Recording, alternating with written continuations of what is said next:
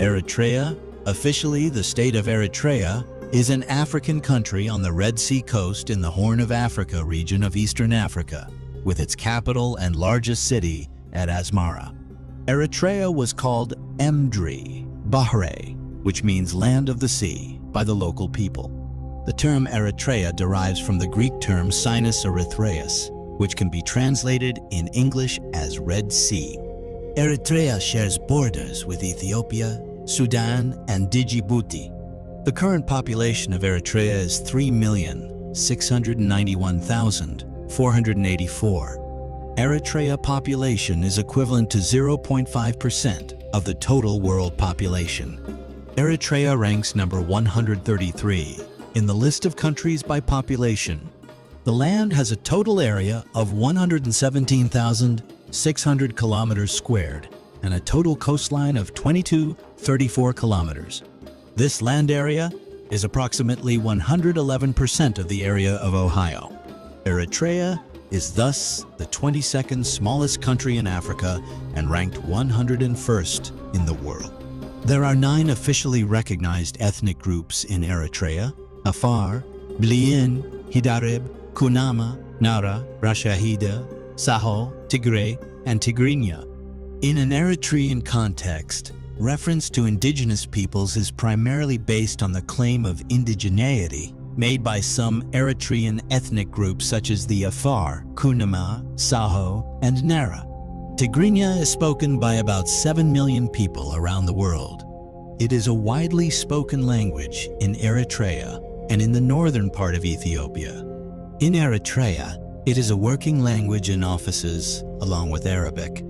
Located on a highland plateau at the center of Eritrea, Asmara, a modernist city of Africa, is the capital of the country and is an exceptionally well-preserved planned city, which resulted from the subsequent phases of planning between 1893 and 1941.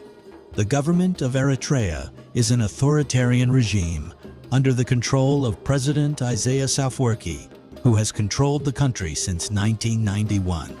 Even though Eritrea is seemingly one of the youngest nations on the African continent, it is actually one of the oldest occupied regions in the world. Eritrea is over 300,000 years. In the late 1990s, one of the oldest human skulls in the world was discovered in Eritrea. The ancient Great Kingdom of Aksum stretched over present-day Eritrea, Ethiopia, and Tigray.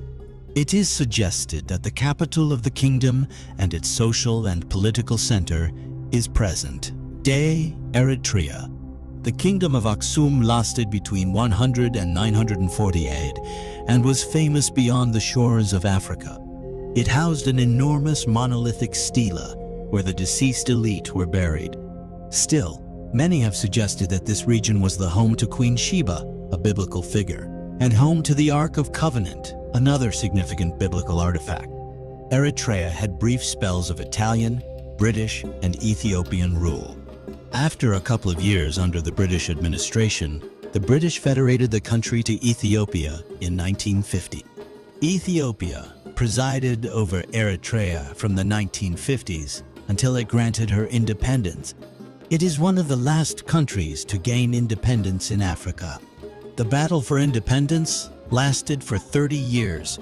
Between 1961 and 1991, the country gained de facto independence in 1991, and finally de jure legally recognized independence in 1993 after a referendum.